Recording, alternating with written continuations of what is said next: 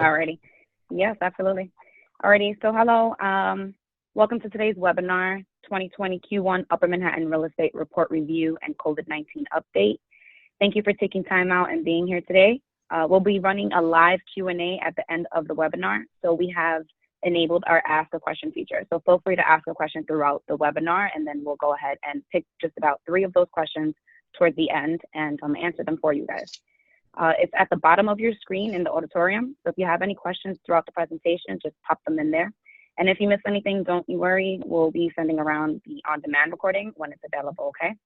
I'm gonna also ask you to be a little patient with us just because Rob Perry is having a few technical difficulties. So he'll be joining us and very, very shortly. So I'll go ahead and just introduce myself to begin. I'm Rob's executive assistant. I'm the sales and operations manager here at Harlem Lofts. So I work with our sales team to assist with each of our listings as well as our buyer purchases. I handle all sales transactions from the start of each agreement to the end of where we sit at the closing table. I also analyze and improve organizational processes and work to improve quality, productivity, efficiency within Harlem Lofts. I make sure we handle each deal uniquely. So we give them unique approaches in order to get them across the finish line. And so if you don't mind, Gareth, introduce yourself to everyone. Good morning. My name is Gareth John. I'm the head of the research team. I'm at Harlem Lofts. I have a PhD in math. My team handles due diligence, kind of granular market analysis of kind of upper Manhattan townhouse and condominium transactions. We basically lay the foundation for each and every sale, and such that each listing can be tailored to the individual property. Okay, Bestar. All right, and hello everyone. I'm Bestar. I'm the accounting manager and a marketing team leader. I have over 6 years of sales in real estate management and real estate sales. And I work with the marketing team to find new ways to expand our client base and customer base, and also to retain the current ones. We try to find creative ways to interact and to grow our online presence. Alrighty, so that's the Harlem Lofts team. We also have Rob, which again having a bit technical difficulties, so we're just gonna work through everything. Gareth, if you don't mind starting.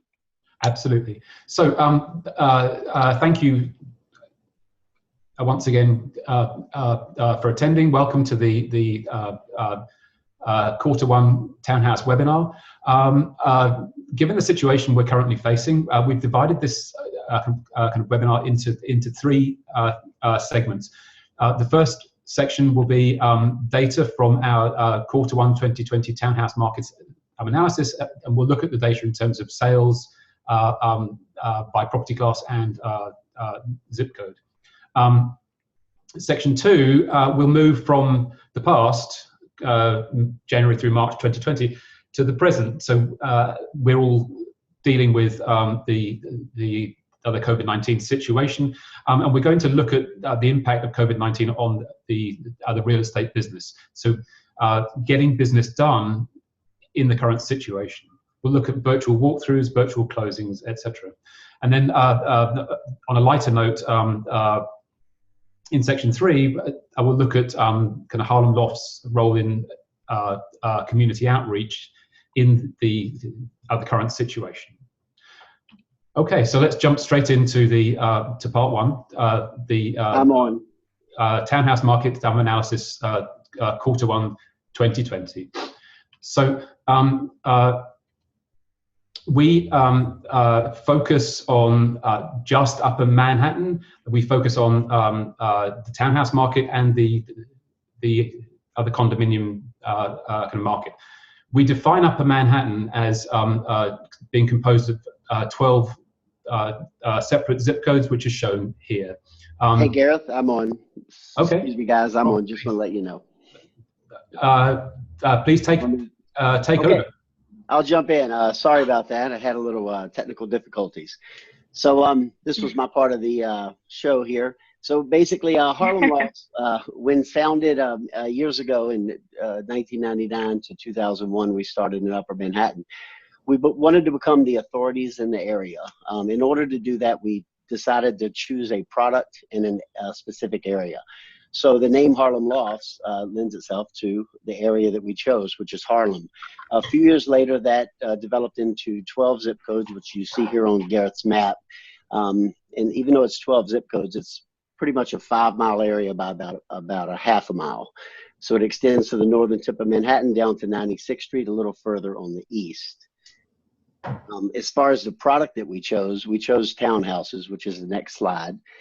And the reason we chose townhouses is we wanted to turn townhouses that were typically dark because they didn't have windows on this side.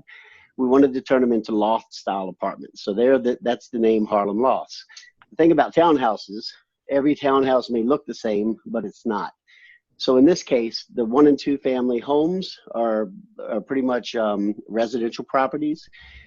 If you have a townhouse, it's a 3-family home. It's an investment property. And, you know, when looked at by investors versus someone who wants to live and raise a family, that's one thing. But also the banks and the appraisers look at these houses differently. So if you have 2 houses that look just alike, one's a 3-family or an SRO versus a 1-family, they're going to be priced differently. So the SROs are single room occupancies. We'll talk about that a little more. Gareth will get into the details of that, which is a product that out of all of Manhattan and all of New York, the majority of SROs are in Harlem and in Hell's Kitchen. Okay. So let's jump into the data from Q1 2020. So that's fair market value townhouse sales, January 1st through March 31st of this year. We will compare the data from this year with the same period last year.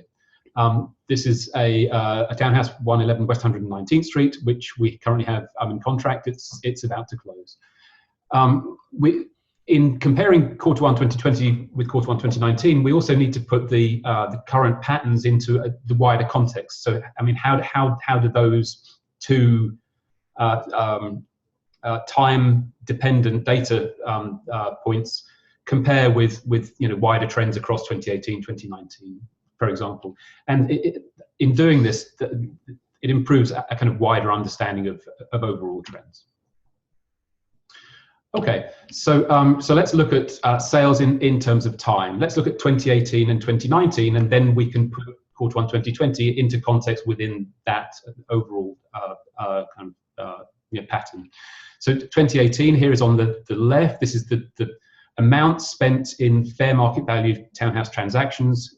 I mean, all of Upper Manhattan, and they've been broken down by kind of property class. So the 1 and 2 family kind of residential, and the 3+ family is rental investment, and SROs are shown here in purple. So we've got 2018, and we've got 2019. So if we look at 2019, that was definitely a buyer's market. The market started to decrease through 2018 and kind of dropped into 2019, but Q1 2019 was a kind of a high point for the year. It had the strongest sales of all of 2019. So what that, and you can see that right here. So what that means is if we're comparing Q1 2020 to Q1 2019, we're comparing Q1 2020 to the strongest sales period of 2019. That's 25 townhouse sales and $58.3 million spent. Okay, so this is another property that we currently have in kind of listed, 130 West 119th Street. Okay, so if we look at Q1 2020, compare it to Q1 2019. So in 2020, we saw 24 transactions versus 25 in Q1 2019. So it's about the same. So Q1 2020 compares pretty well with the strongest sales of of all of last year. We saw $55 million in sales in Q1 2020 compared to 58.3 in Q1 2019. That's, again, fairly similar. The range of price per square foot was greater in Q1 2020 compared to 2019. That's not really a kind of so much of a big deal. So it shows that in Q1 2020, so the lowest sales that we saw in 2018 and 2019 were actually in Q2 2019. That's when the market really hit bottom. And in Q3 and Q4, the market recovered. So in Q1 2020, it's clear that the market was continuing that recovery. But that precedes the impact of COVID-19. So COVID-19 is currently impacting the real estate market, but January through March, we hadn't seen that effect yet. So we will see that in the Q2 2020 data, which we will have for you right at the end of June. So the next townhouse market report should be, very interesting, and we'd encourage you to kind of tune in. Okay, so in Q1 2020, if we look at transactions by property class, so residential, 1 and 2 family, rental investment, 3+ family, and then we've got the SROs. Here's Q1 2019 and Q1 2020. We've got the 1 and 2 families over here in blue and green. We've got the rental investments, the 3s and the 4+ in orange and red, and we have the SROs in purple. And you can see that in 2019, Q1 2019, 1 and 2 family sales, there were 11 sales, but that dropped significantly to only 6 sales in Q1 2020. So the residential market decreased. You can see that there. Okay. So conversely, 3 and 4+ family rental investment sales went up from 9 sales in Q1 2019 to 13 sales in Q1 2020. You can see that there. So the residential market dropped, the rental investment market increased, and that's actually a continuation of trends that we were seeing throughout 2019. So it kind of holds up pretty well. SROs, the number of sales were unchanged, but we'll go into that in a little more detail in the next slide. Okay, how about in terms of value? So we had the number of sales, now the amount that was spent. So again, Q1 2019 on the left, Q1 2020 on the right. And again, you can see the residential market kind of dipping here from $25.7 million spent in Q1 2019 through to just 17.9 in Q1 2020. You can see that right there. So, and then the rental investment went up from 21.2 in Q1 2019 to 29.3 million dollars in Q1 2020. So, once again, the increase is clear. SROs, actually, the amount spent went down from 11.3 million in Q1 2019 to 7.9 in Q1 2020. So the number of SRO transactions didn't change, but their value did. So let me just kind of quickly go into, we can pull out these patterns, but we also need to understand why, kind of they occur. So the rental investment properties. In June 2019, the city passed new laws that make it that make rentals in large buildings more restrictive. It reduces the number of things that landlords can do to maximize their investment. As such, large rental investment buildings became less attractive to investors. But free market smaller buildings such as townhouses, so rental investment, townhouses were unaffected. So investors moved from investing in large buildings to smaller buildings, such as 3, 4, 5 family townhouses, and that's affected the market. They're more in demand. There are more sales.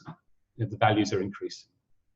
So conversely, SROs in 2018, new rules were passed that so SROs are renovation investment properties. People buy them, they renovate them, and then they sell them.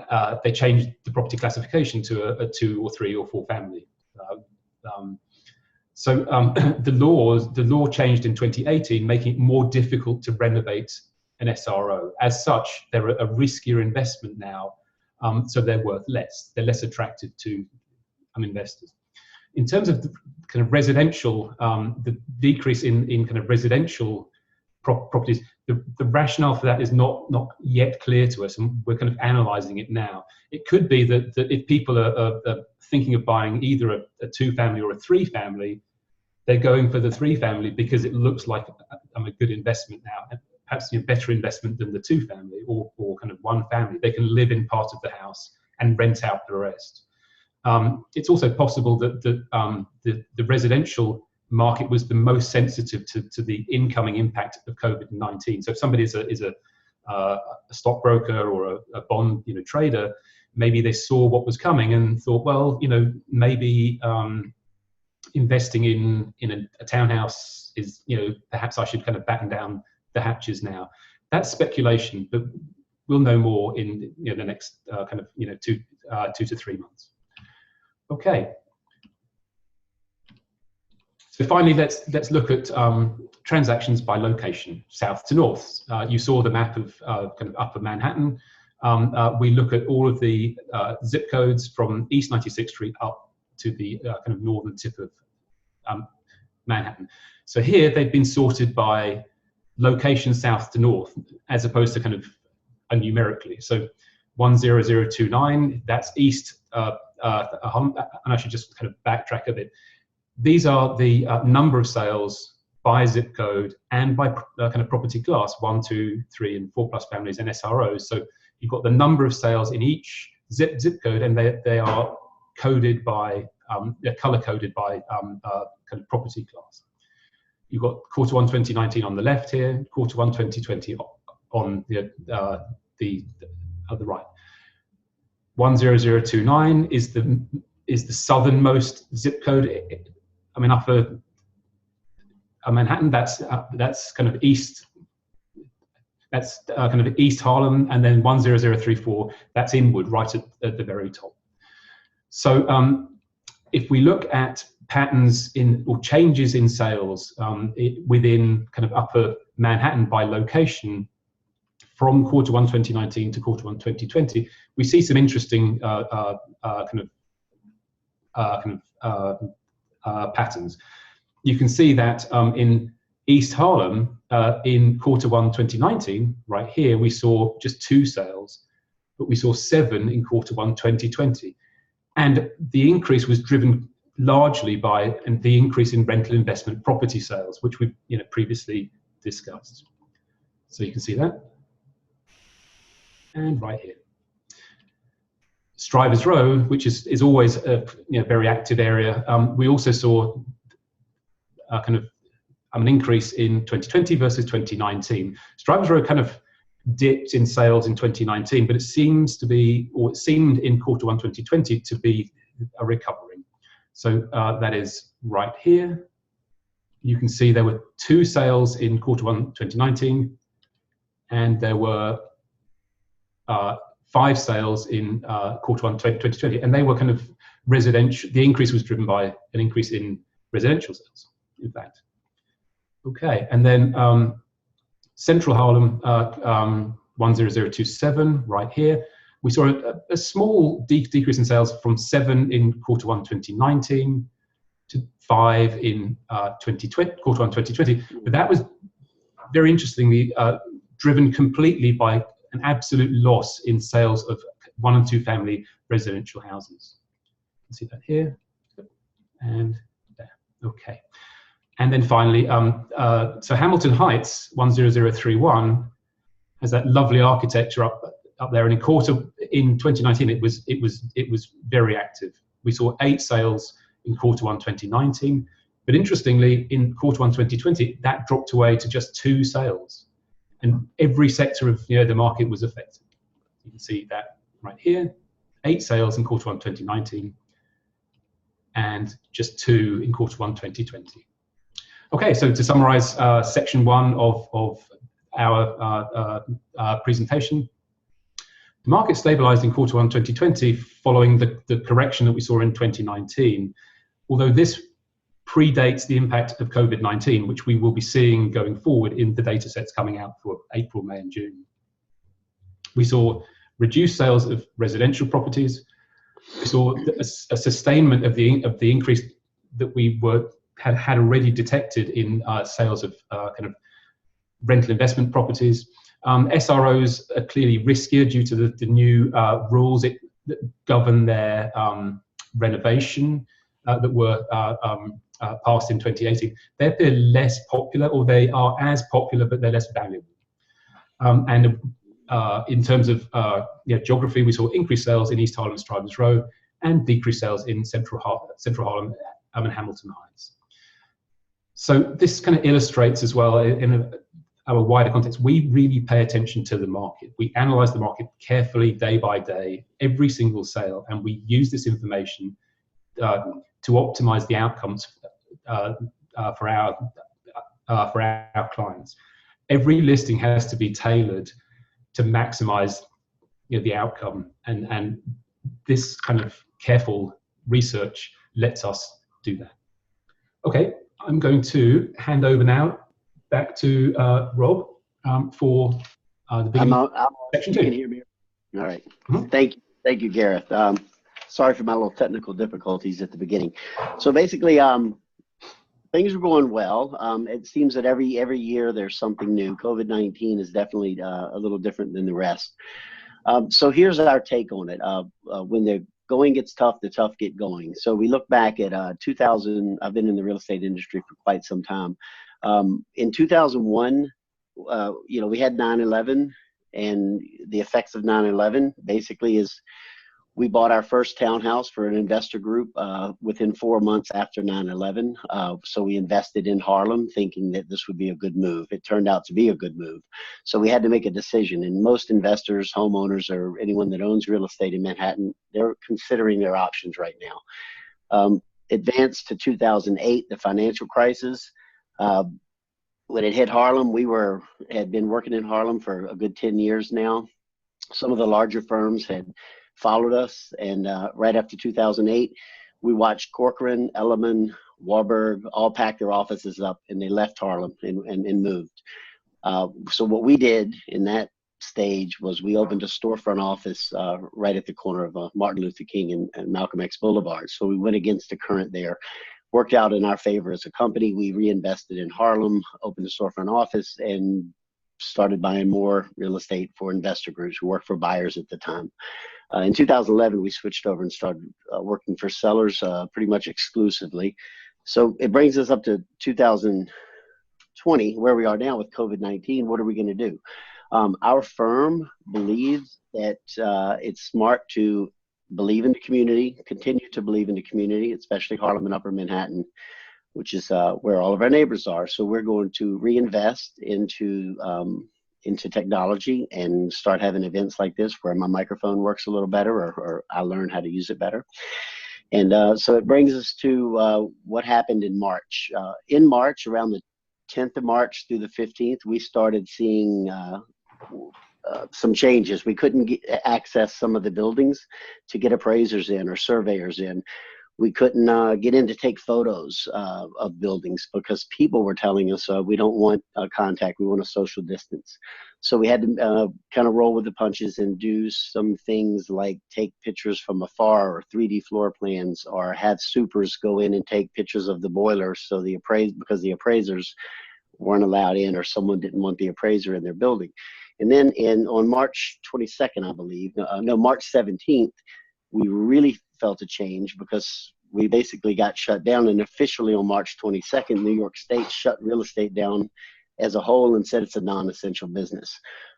That went on until Friday the 22nd. On Friday the 22nd, with the help of the New York State Association of Realtors and the Real Estate Board of New York, which were members of both firms, they kind of convinced New York State that what you see on your screen, it was important to facilitate real estate transactions. Otherwise, you'd have the following. The halting sales would lead in increased defaults. diminish owner ability to refinance with the current rates. The real estate industry thus was considered essential on April 2nd. So, but it came with a lot of rules. So between New York State, the Real Estate Board of New York, National Association of Realtors, mainly NYSAR, the New York State Association, they worked out a way to open real estate up as essential, but there were a lot of rules that had to take place, and I'm really impressed of how that took place. So I'm going to turn this over to Janita and Bestar, and they'll tell you about some of the new rules that we're following for safety guidelines, which are most important to keep real estate moving during COVID-19. Janita? Absolutely. Yes. So things have been changing lately. I mean, we've been adapting, and some of those things actually include a few COVID-19 new guidelines. One of them are virtual walkthroughs. Those are new and more popular nowadays. We also have virtual showings, which is very different from a virtual walkthrough. Virtual showing is when an agent actually walks you through the property on some kind of phone call, FaceTime. It's very similar. You can kind of direct them and tell them where to go. A virtual walkthrough, on the other hand, is more of a 3D image of a house where you can go online and see, as you can see on your screen here. New things are kind of approaching as well. Drive-through closings is definitely something that's happening. Escrow and virtual closings are also happening, and we do have virtual notarization that has been approved as well. Gareth, if you can move on to the next slide so I can explain a little bit more about virtual walkthroughs. So what this means is just a 3D photographic floor plan of a home.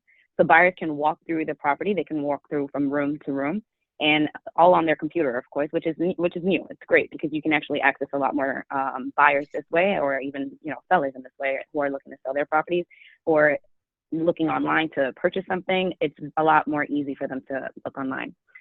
This virtual reality tour is combined with a Zoom feature as well. Gareth, if you can hit that first one where it's one of our listings, 111 West 119th Street, which is now in contract. So this gives you a nice little walkthrough. Gareth is going to go ahead and just play with it a bit so that you can see how it works. And Harlem Lofts has adapted, and we've actually performed virtual walkthroughs for most of our properties, which you can find online. To avoid physical or contact or person-to-person contact, we're actually resorting to these tours.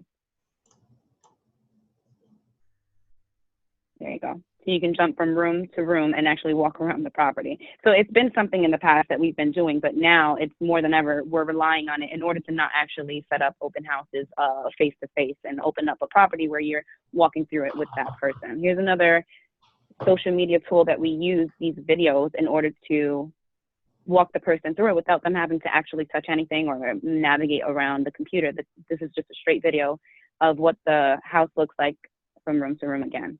So this is something that we have been putting on our social media platform in order to kind of get out there so buyers can go, whenever they search this property, they can find exactly what they're looking for.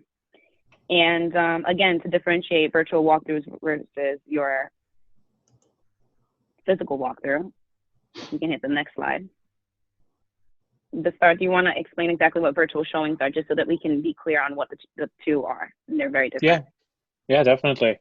All right, so with virtual showings, similar to virtual walkthroughs, we're basically showing you the property. Whereas here, it's more of a boots on the ground approach. We coordinate with the owners, we coordinate with the tenants if it's an investment property to vacate the property, basically. Then we go there, we've got everything scheduled, and we walk through with our clients and customers. Essentially, we utilize RingCentral, FaceTime, Zoom, Google Duo, Facebook Live. We use different platforms, whatever is easiest for our clients and customers to access. And we give them a walkthrough. It can be intimate. We can also scale it up. We can bring in 30 groups potentially. So we're still active. We're showing things, and in fact, it's a little bit more controlled because now you have one agent, which is representing all these people, going through the property, answering questions, looking at the details, and you're not walking all over everyone. There's not a mad rush or anything. So it's an adjustment, and with this adjustment, we had to adjust technology, new data connections such as 5G, wireless hotspots for those hard to reach areas, for internet in these properties. And yeah, basically it's a boots on the ground approach where the agent is actually there to show the property to the client. Now that, given all the restrictions and regulations, we can no longer be in the same place at the same time. Just to add to that, actually, so I'm noticing that StreetEasy is using the new virtual showing tab. So you can actually filter properties based on those that have virtual showing. So I do think that it's important that we utilize this feature now, especially, you know, with real estate and being able to sell our properties. This is something that's very important to us as far as getting through to the buyers. If you can hit the next slide, guys. Awesome. So as mentioned before, drive-through closings are definitely happening. We have drive-through closings, escrow closings, and virtual closings. A drive-through closing is very similar to a group basically involved in the closing, which is an escrow agent. You have your buyer's agent, your buyer's attorney, your seller's attorney, and again, the escrow closing agent would all meet in this parking lot essentially and sign off on the documentation that's required, and each of them are in their cars separately. So that has been happening. Escrow closing is when you send documents and your monies to the escrow agent. And there's also been virtual closings most recently where the parties are remote and they transmit documents electronically and transfer money as well electronically. Something that is very important, I'm a notary myself, so virtual notarization is very important at this time because you do need that in order to close on a property. And it is definitely a thing now in New York City. Remote closing is still required. And Governor Cuomo enacted in March 20th to April 18th, which actually I just learned this morning that it was extended to May 7th. So the executive order has been extended and now expires on May 7th, but you are allowed to do virtual notarization. So closings are 100% happening in very unique ways where, you know, Harlem Lofts is adapting. I mean, we have one coming up and I'm looking forward actually to seeing how that's going to close out. So in summary, we've outlined exactly what these new COVID-19 kind of guidelines that we have to follow have been into play. So one of them are the virtual walkthroughs. The other is the virtual showings that the star explained. Drive-through closings, 100% are happening, escrow virtual closings, and also virtual notarization. Now, a lot of people have been asking whether or not these items will be temporary or if this is something that we see more permanent happening. Rob, do you want to unmute yourself and shed some light on whether or not this is something that you'll see temporarily or, in this case, be more permanent? Try this. Can you hear me now? All right. There you go. Better. You got it, better. yeah. All right. So you see my attempts to adapt to this technology. That's what we are doing as a company. And what we're assuming, and maybe it won't be the case in the immediate future, but we're assuming that this the industry is going to change and the future is going to change. So we're adapting to all of this as if it's on a permanent basis. And whether it goes back to normal or semi-normal in the next 6 or 8 months or 2 years, eventually this is where we'll be. So our firm is going to lead the way in using this technology, assuming this is the way of the future. We can always fall back on what we've done for the last 30 years, but we're going to really embrace it. And that's, as a company, we've made that decision. Absolutely. Okay, this me. So the third part of the presentation, Rob, is the HLI community outreach, which I think Right. In the beginning we skipped your introduction, but you can kind of jump into this community outreach and tie everything in. Okay, I'll do my introduction real quick. I'm a licensed broker for over 30 years. A New York, I'm a licensed New York contractor. I'm a certified instructor in New York State. I was the president of the Multiple Listing Service for 2 years for Manhattan, and then the Manhattan Association of Realtors for 2 years. All that said, I'm a real estate junkie. I've been doing it my whole life. My mother was a real estate broker, had her own company. My father was a contractor, so I guess it's in my blood. That being said, real estate's been very good to me. It's been very exciting. It's still exciting. That's why I'm still doing it. But when you invest in real estate and you invest in your community, which we do, being hyper local in Upper Manhattan, we also have to do community outreach, which takes us into this next slide. So when all this started happening in early March, we were jumped on board. We thought we were early and said, let's get masks for everyone, for all of our neighbors. It was impossible. Literally impossible. So we went to our property management company, which is another firm founded in 2012. They're next to us at Lenox Avenue. And they had some channels where we were able to secure a skid, which is 900 bottles of hand sanitizer in Idaho, I think it was. And 15 days later, they shipped it to us. And we used hand sanitizer rather than the mask because we couldn't get the mask. And our thoughts behind the hand sanitizer were that there were a lot of elderly people and handicapped people in our community that weren't able to go to the store. They were having deliveries. Some of the community Some of our neighbors were actually delivering to these people, but they weren't always washing their hands every time they read the paper, opened the Amazon box, or opened their Whole Foods or whatever deliveries they received. So we have a program. It's on our website. If you want to nominate a neighbor, if they're elderly or if they're handicapped, they get priority, but you can nominate anyone who has trouble leaving their house. And basically you can sign them up here, you nominate them. We have a truck that's going to deliver the hand sanitizer on Monday mornings. We've been doing it for a couple of weeks now. It's been well received, and it really feels good when I actually talk to each person that receives a bottle, and just let them know why we're doing it. If you go to the next slide, this is the truck that we use to deliver it, because unfortunately there's a lot of scams going on where people are saying they're with the census or selling testing kits door to door. So what we do is we call the person, set it on their step or in their hallway if it's a condo, and then we step back at least 20 feet. We'll stand in front of the truck so they'll know that it's not some sort of scam. So our construction company, our sister company, Harlem Property Redevelopment, does the delivery. So that's what we're doing for the community, and it's been well received. So if you know of someone, please click on that link and recommend them, and they'll get a bottle next Monday.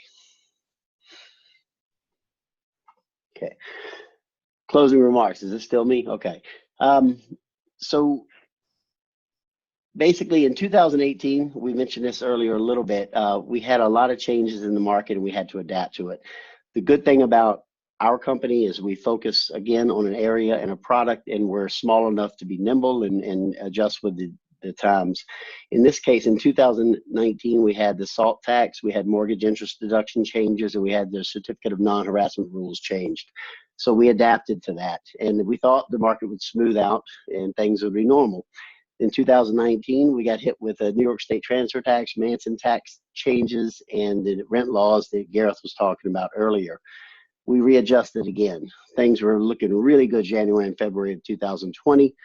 COVID-19 hit. So basically what we're doing is what we said earlier. We're looking at COVID-19 as a game changer. We're adjusting our seminars that we have, weekly or monthly, to educate the community on their real estate investment. We're changing that to webinars, but we'll also, as soon as we're able to go back to the seminars, we'll do that at our office. We have an event space, but we'll include this technology so that more people can get the education that we're trying to help them with. And if you go to our website, you'll be able to see our upcoming events. We may not have the dates on them, but you can sign up for those, and hopefully they'll be in our office, and we'll also have webcams. Questions? I'm going to jump in and let you guys know that the market reports and the Harlem Lofts events, all those links I've sent over a chat, so you can just go ahead and click on those links if you do want to sign someone up for the hand sanitizer program.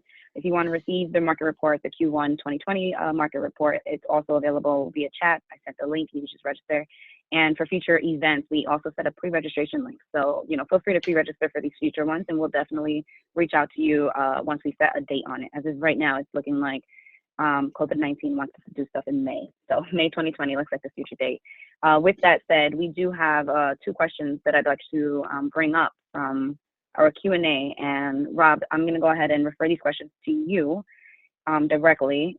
So question number 1 is, my property is currently listed for sale. Should I take it off the market now and put it back for sale when things calm down? So I think we have 8 or 9 townhouses listed at this point, and we have that question quite often with some of our current sellers. The answer to that is, with the changes in the market and the changes in the industry, there are changes that you got to be aware of. And I would ask yourself this question: do you think the market's going to go down? You came up with an answer if you have a property listed.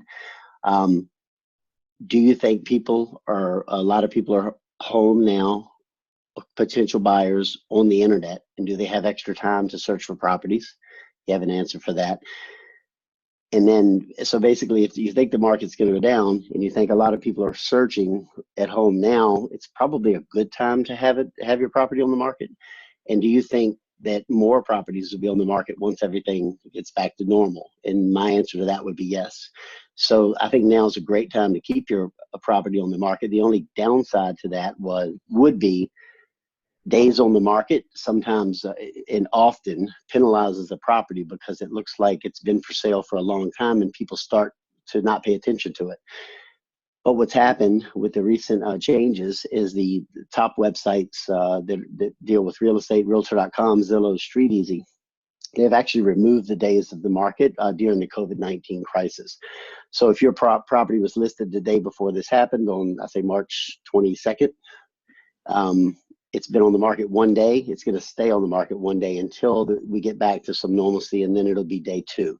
So you're out there with your property. You have a lot of people looking at it, and you're not penalizing yourself by leaving it on the market too long, because those days are not calculating.